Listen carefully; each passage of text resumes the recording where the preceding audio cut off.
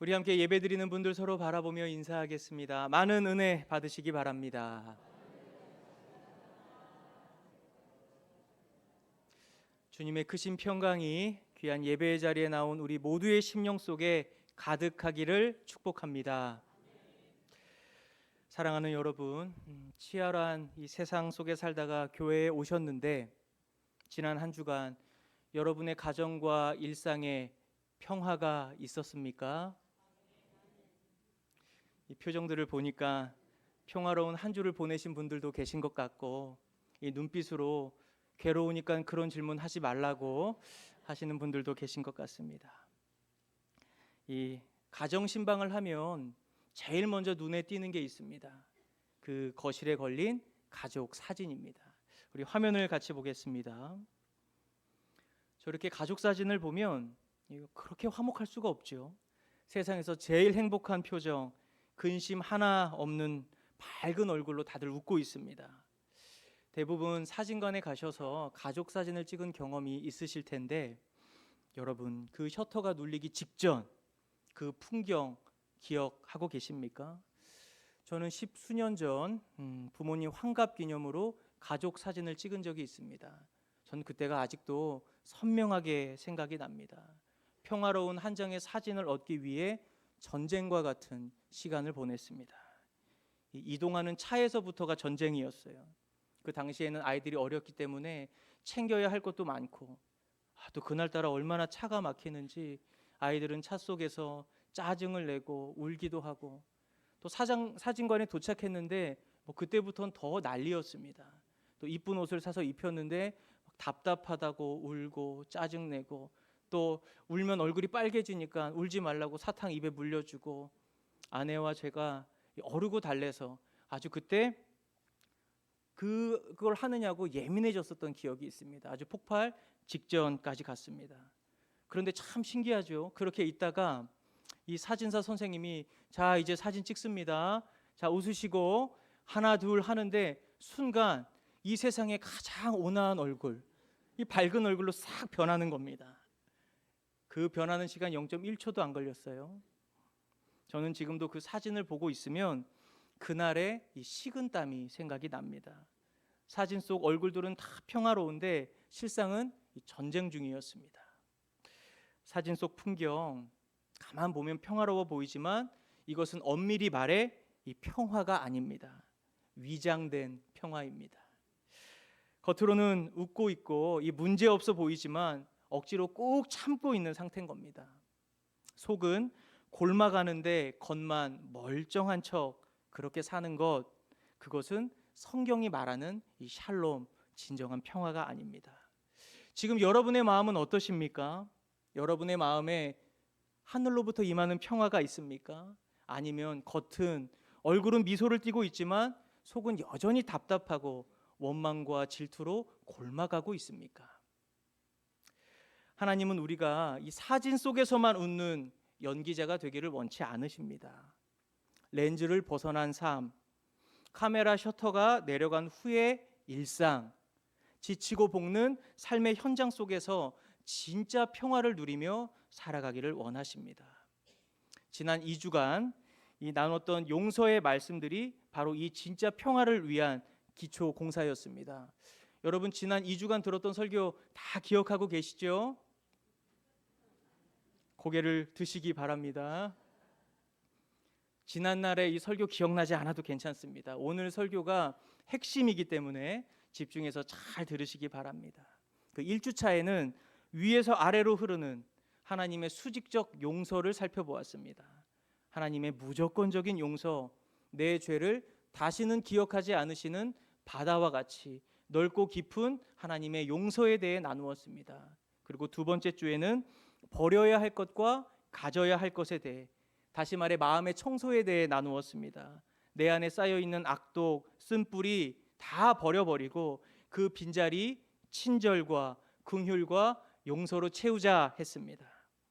그리고 오늘 3주차 이 설교를 끝으로 용서, 사랑의 시작입니다. 이 주제 설교를 완성하려고 합니다. 여러분, 물이 고이면 반드시 썩게 됩니다. 사랑도 용서도 내 안에 머물면 썩어버립니다. 은혜는 반드시 흘러가야 합니다. 댐의 수문이 열려야 전력이 생산이 되고 강물이 흐르듯이 주님은 용서받은 우리를 향해 이제 세상으로, 이웃으로 그 사랑을 흘려보내라 말씀하고 있습니다. 오늘 본문은 우리에게 명확한 신분, 정체성을 부여합니다. 바로 화평케 하는 자입니다. 영어로는 피스메이커입니다. 피스메이커와 비슷한 말이 있는데 피스키퍼라는 말입니다. 이 피스키퍼는 싸우기 싫어서 이 문제를 회피하고 조용히 있는 사람을 말합니다. 사실 이것은 평화를 지키는 게 아니라 갈등을 잠시 덮어두는 겁니다. 하지만 피스메이커는 다릅니다. 갈등의 현장에 들어가서 깨어진 관계를 십자가 사랑으로 다시 이어 붙이는 사람입니다. 예수님이 십자가에서 하나님과 우리의 사이를 화해시켰듯이 능동적으로 평화를 만들어내는 사람, 그 사람이 피스메이커입니다. 바라기는 여러분이 밟는 땅마다 갈라진 틈이 메워지고 여러분이 지나는 곳마다 막힌 담이 허물어지는 진정한 평화의 통로가 되시기를 주님의 이름으로 축복합니다. 오늘 우리에게 주신 본문 9절의 말씀을 함께 읽어보겠습니다. 화평하게 하는 자는 복이 있나니 그들이 하나님의 아들이라 일컬음을 받을 것이미요. 예수님은 팔복의 7번째 복을 선포하시면서 화평하게 하는 자는 복이 있다 말씀해 주셨습니다. 성경을 자세히 보시면 화평하게 하는 자는 평화를 지키는 자가 아닙니다. 평화를 적극적으로 만드는 사람을 말하는 겁니다. 영어 성경을 보면 그 안에 make라는 동사가 기록되어 있어요. 지키는 자와 만드는 자, 이 완전히 다른 겁니다. 안타깝게도 오늘날 교회 안에는 이 피스메이커보다 피스키퍼가 훨씬 많습니다. 왜 그렇습니까? 한국 사람들 정서 속에 깊이 박혀 있는 좋은 게 좋은 거다라는 이 이상한 증후군이 있기 때문입니다. 가정에서나 교회에서나 이 갈등의 불씨가 보이면 어떻게 합니까? 일단 덮고 보는 겁니다. 아유, 나는 시끄러운 거 딱 질색이야 하면서 못 본 척합니다. 속은 문드러지고 화가 나는데 겉으로는 네, 집사님 뜻대로 하세요. 저는 다 좋아요. 이렇게 말하는 거예요. 좋기는 뭐가 좋습니까? 자신의 마음과 전혀 다른 말을 그냥 뱉고 사는 거예요. 여러분, 이것은 평화를 만드는 것이 아닙니다. 방에 쓰레기가 가득한데 청소하기 싫다고 그냥 예쁜 카페트 가져다가 덮는 것과 똑같은 거예요. 당장은 깨끗해 보이고 냄새가 안 나는 것 같아도 시간이 지나면 그 안에 곰팡이가 피고 벌레가 생기고 그 카페트까지 다 나중에 갖다 버려야 하는 겁니다. 우리가 흔히 말하는 참는다라는 것이 십자가 사랑으로 품는 인내가 아니라 단순히 싸우기 싫어서 회피하는 것이라면 그것은 가짜 평화인 거예요. 갈등을 직면하지 않고 덮어둔 평화, 시한폭탄과 같아서 언젠간 반드시 터집니다. 결국 더 큰 갈등을 만들어 낸다는 겁니다. 그렇다면 예수님이 우리에게 말씀하신 피스메이커는 무엇입니까? 말 그대로 평화를 만들어내는 사람입니다. 다시 말해 평화를 경작하고 건축하는 사람을 말하는 거죠. 평화는 저절로 주어지는 상태가 아니에요. 땀 흘려 지어야 하는 건축물인 겁니다. 깨진 관계를 다시 붙이려면 접착제가 필요하고 막힌 담을 허물려면 망치질을 해야 합니다. 내가 먼저 어색함을 깨고 손을 내미는 수고와 오해를 풀기 위해 자존심을 내려놓고 대화를 시도하는 용기, 껄끄러운 관계 속으로 들어가서 중재하는 땀방울이 필요한 겁니다. 그래서 이 피스메이커는 고달픕니다. 하지만 그 수고가 있어야 그 위에 하나님의 평화가 임하게 되는 겁니다. 가정에서 부모와 자녀의 사이가 막혀 있을 때 누군가는 중간에서 이 양쪽의 아픔을 다 들어주며 그 감정의 무게를 견뎌야 합니다. 교회에서 성도와 성도의 사이가 막혀 있을 때 가만 내버려 두면 갈등은 증폭됩니다. 그럴 때 누군가가 피스메이커가 되어서 둘의 사이를 다시 연결해 주어야 합니다. 때로는 이 과정에서 비난을 받을 수도 있습니다. 억울할 수도 있습니다. 왜 나만 참아야 해? 왜 나만 중간에서 이런 고생을 해야 해? 이런 생각 들 수도 있어요. 그런 생각이 찾아올 때, 그런 생각이 들 때 우리가 바라보아야 하는 분이 바로 예수 그리스도인 겁니다. 예수님이 바로 그 일을 하셨어요. 죄인인 우리와 거룩하신 하나님 사이 도저히 만날 수 없는 그 절망의 간격을 잇기 위해 예수님이 친히 십자가를 지신 겁니다. 하나님과 인간을 십자가의 길로 연결하셨고 그 모든 죄의 무게를 홀로 견디셨습니다. 그 거룩한 견딤 때문에 우리가 하나님 앞으로 나아갈 수 있게 된 겁니다. 예수님이 바로 평화를 만드신 분이셨고 예수님을 본받아 살아가는 우리도 마땅히 수고와 땀과 견딤으로 평화를 만들어 가야 하는 것입니다. 왜 이렇게 아멘이 적어요? 사랑하는 여러분, 여러분은 이 삶의 현장에서 어떤 역할을 감당하시겠습니까? 피스메이커입니까? 피스키퍼입니까? 바라기는 관계가 막힌 곳이 있다면 피스메이커, 화평하게 하는 자가 되어 십자가 사랑으로 그 간격을 이어주는 거룩하고 복된 삶이 되시길 축복합니다. 그로 인해 가정, 일하는 직장, 성도교회가 여러분을 통해 하나가 되고 치유되는 역사가 일어나기를 간절히 소망합니다. 우리 옆사람 따뜻하게 바라보며 이렇게 인사하겠습니다. 당신은 평화를 만드는 사람입니다.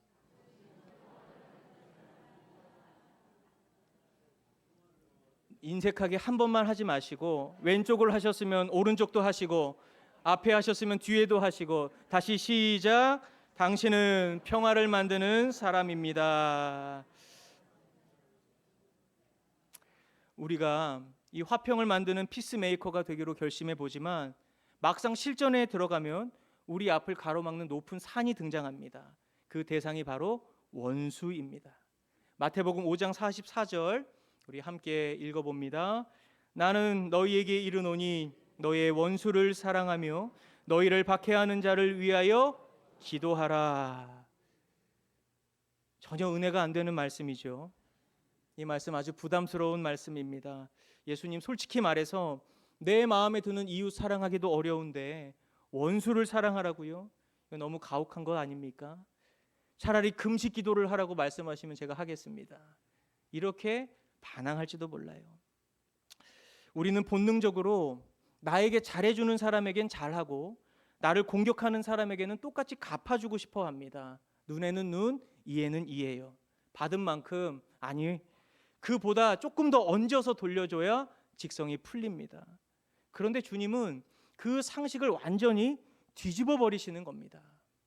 여러분, 성경이 말하는 원수는 거창한 게 아니에요. 저 북한에 있는 사람이 나의 원수가 아닙니다. 우리의 원수는 아주 가까이에 있습니다. 멀리서 찾지 마세요. 내 신경을 벅벅 긁어대는 직장 상사, 명절만 되면 내 속을 뒤집어 놓는 친척들, 교회만 오면 잔소리 해대는 권사, 주차장에 매번 삐딱하게 주차하는 앞집 아저씨, 이 사람들이 다 우리 인생의 원수인 겁니다. 무엇보다 가장 강력한 원수는 어디에 있습니까? 왜 크게 대답을 못 하세요? 집에 있다는 겁니다. 센스라고는 눈꼽만큼도 없는 남편, 또 자신의 말이라면 무조건 맞다고 우기는 아내, 양말 뒤집어서 빨래통이 아니라 그 옆에다가 던져놓는 아들, 부모의 말은 귓등으로 안 듣는 딸.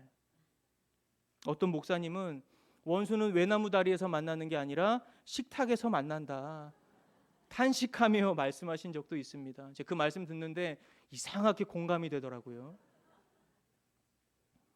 고요했던 마음의 평화를 깨트리고 내 혈압을 오르게 만드는 사람, 그 사람이 성경이 말하는 원수인 겁니다. 그렇다면 왜 하나님은 이런 사람들을 내 주변에, 그것도 피할 수 없는 가족이나 성도, 직장 동료로 두셨을까요? 원수만 없다면 우리는 얼마나 평화롭고 화목하겠습니까? 그런데 여기에 하나님의 깊은 뜻이 숨겨져 있는 겁니다. 목수들이 아주 비싸고 고운 가구, 소위 명품 가구를 만들 때 반드시 거치는 과정이 있습니다. 사포질입니다. 우리 화면을 보겠습니다. 산에서 갓 베어온 나무는 저렇게 거칠거칠해요.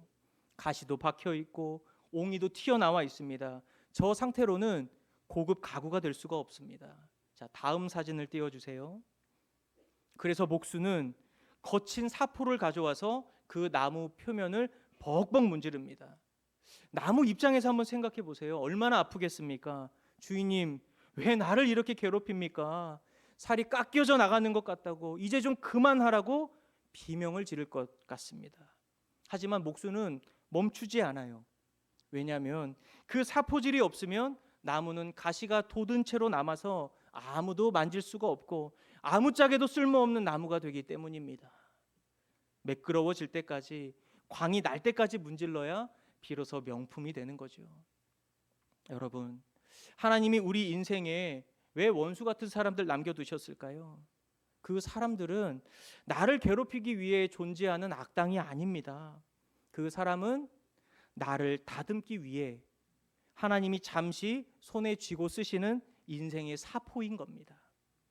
내 안에 여전히 남아있는 교만이라는 가시, 조금만 건드리면 폭발해버리는 혈기라는 옹이, 남을 습관적으로 무시하는 거친 마음들을 깎아내시기 위해 하나님은 그 깐깐하고 예민하고 말이 통하지 않는 사람들을 나의 인생의 사포로 사용하고 계신 겁니다. 하나님, 저 사람만 좀 없으면 살겠습니다. 제발 좀 어디로 데려가 달라고 기도하지만 하나님은 아니다. 너 아직 덜 다듬어졌다. 너가 매끄러워질 때까지 나는 사포질 멈추지 않을 것이다. 그렇게 응답하십니다. 그러니 여러분, 나를 힘들게 하는 그 사람만 바라보며 저 인간 때문에 내 인생 꼬였다, 그렇게 원망하지 마시고, 하나님이 나를 예수님 닮은 명품 인격으로 만드시려고 아주 강력한 특수 제작 사포를 나에게 보내셨구나, 이 관점과 생각을 바꾸어야 하는 겁니다. 그런데 여러분, 내가 둥그러지고 내가 부드러워지면 더 이상 사포는 필요 없어요. 이것이 은혜인 겁니다. 하나님이 나를 다듬어 가시는 이 작업에는 반드시 끝이 있다는 거예요.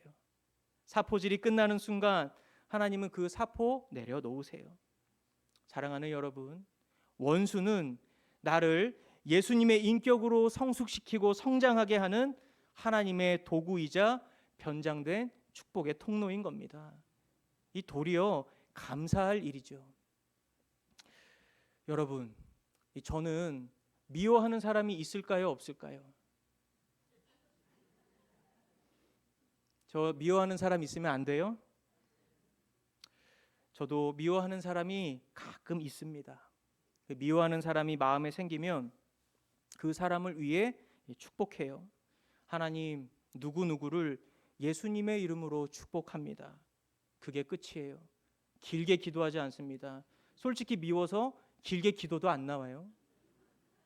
그리고 다시 그 사람을 향한 미워하는 마음이 또 올라오면 또 다시 축복해요. 하나님, 누구누구를 예수님의 이름으로 축복합니다. 그렇게 몇 번 반복하다 보면 미운 마음도 사라지고 그 사람이 저의 마음 가운데에서 떠나가는 것을 경험합니다. 제가 경험해 보니까 너무 좋은 거예요. 그래서 아내에게도 이 방법을 소개했는데 어느 날 설거지를 하면서 하나님, 강성균을 예수님의 이름으로 축복합니다, 이렇게 고백을 하더라고요. 강성균이 누군지 아시죠? 이 청년 사역을 할 때 청년들에게도 이 방법을 소개했더니 한 주가 지나고 어떤 청년이 목사님, 저 한 주 동안 정말 축복을 엄청 많이 했습니다, 이렇게 얘기하는 거예요. 근데 생각을 해보면 그 청년이 축복하지 않았다면 한 주간 동안 얼마나 그 마음이 괴롭고 지옥이었겠습니까? 원수를 사랑하라 말씀하시는 목적은 우리의 마음에 들어와 평화를 깨트리는 그 원수를 내보내라는 거예요. 원수가 내 마음에 들어와 나의 마음을 지옥으로 만드는 것이 마귀의 가스라이팅인 겁니다. 원수를 사랑하고 박해하는 자를 위해 기도하면 가장 살아나고 좋아지는 당사자는 바로 나인 거예요. 내가 자유해지는 겁니다. 원수는 내 인생의 주연이 아닙니다. 하나님이 잠시 쓰시는 조연일 뿐입니다. 사랑하는 여러분, 2026년을 살면서 여러분을 아프게 하는 사포 같은 사람을 만날 때마다 그 아픔 속에 담긴 하나님의 계획 신뢰하실 수 있기를 바랍니다. 그래서 이 거친 돌멩이 같았던 우리가 예수님의 온유함을 닮은 보석으로 빚어지는 은혜가 있기를 주님의 이름으로 축복합니다. 마지막입니다. 우리 본문 마태복음 5장 48절을 함께 읽어봅니다. 그러므로 하늘에 계신 너의 아버지의 온전하심과 같이 너희도 온전하라. 너희도 온전하라. 이 말의 헬라어 원어는 텔레이오스라는 말입니다. 이 말의 뜻은 완벽이나 이 도덕적 무결점을 말하는 게 아니에요. 이 말의 뜻은 성숙을 의미합니다. 다시 말해 어린 아이에 머물지 말고 시간이 지나면 지날수록 성숙한 신앙인으로 자라가라는 거예요. 요즘 AI, 인공지능이 우리의 삶에 깊이 들어오고 있습니다. 이 분야의 전문가들이 목소리 높여 말하는 것은 AI의 발전 속도가 예상보다 너무 빠르다는 거예요.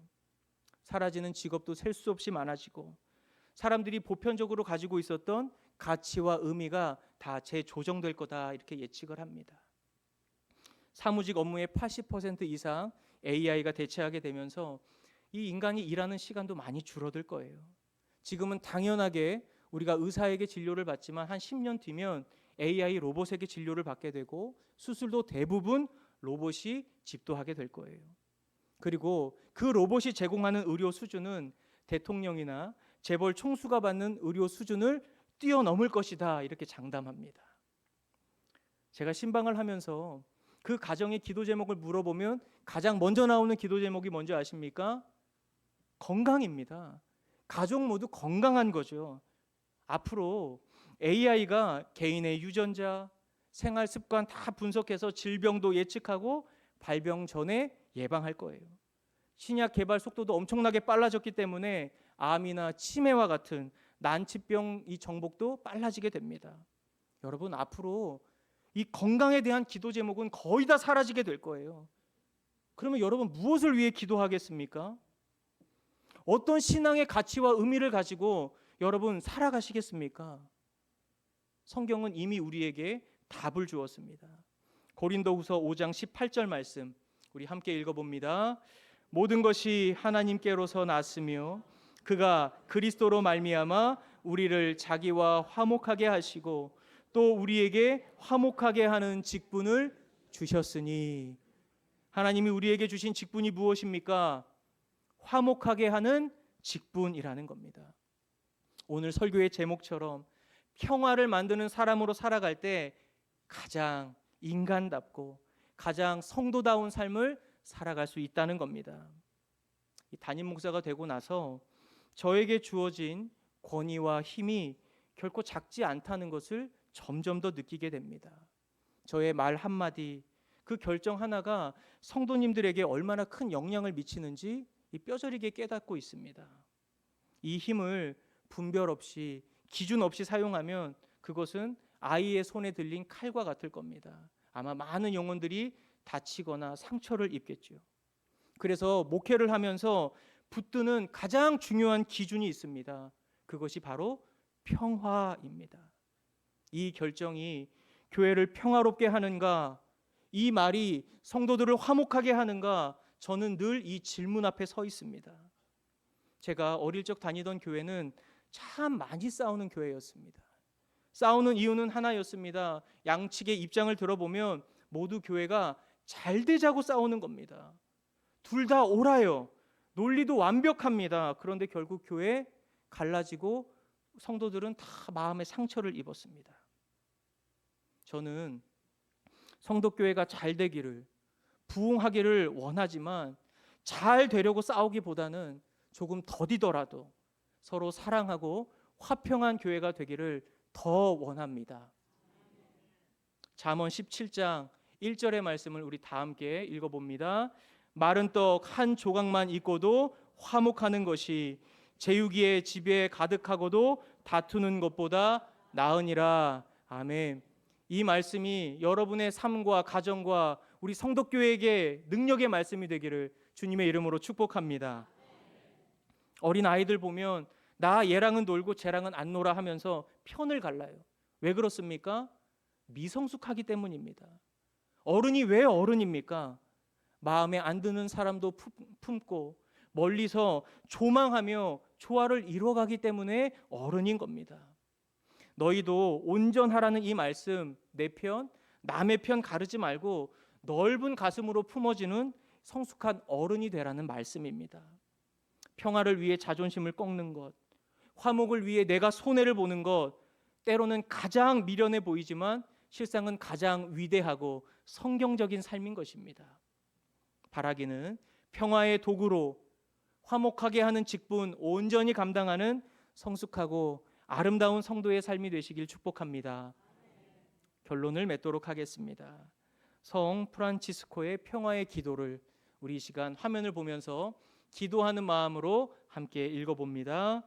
주여 나를 평화의 도구로 써 주소서. 미움이 있는 곳에 사랑을, 다툼이 있는 곳에 용서를, 분열이 있는 곳에 일치를, 의혹이 있는 곳에 믿음을, 그릇됨이 있는 곳에 진리를, 절망이 있는 곳에 희망을, 어둠의 빛을, 슬픔이 있는 곳에 기쁨을 심게 하소서. 오 거룩한 주님, 위로받기보다는 위로하며, 이해받기보다는 이해하며, 사랑받기보다는 사랑하게 하소서. 우리는 줌으로써 받고 용서함으로써 용서받으며, 자기를 버리고 죽으심으로써 영생을 얻기 때문입니다. 아멘. 평화의 도구가 되시는 여러분, 여러분이 가는 곳마다 분쟁은 그치고 여러분이 밟는 그 곳곳마다 평화의 꽃이 피어나기를 주님의 이름으로 축원합니다.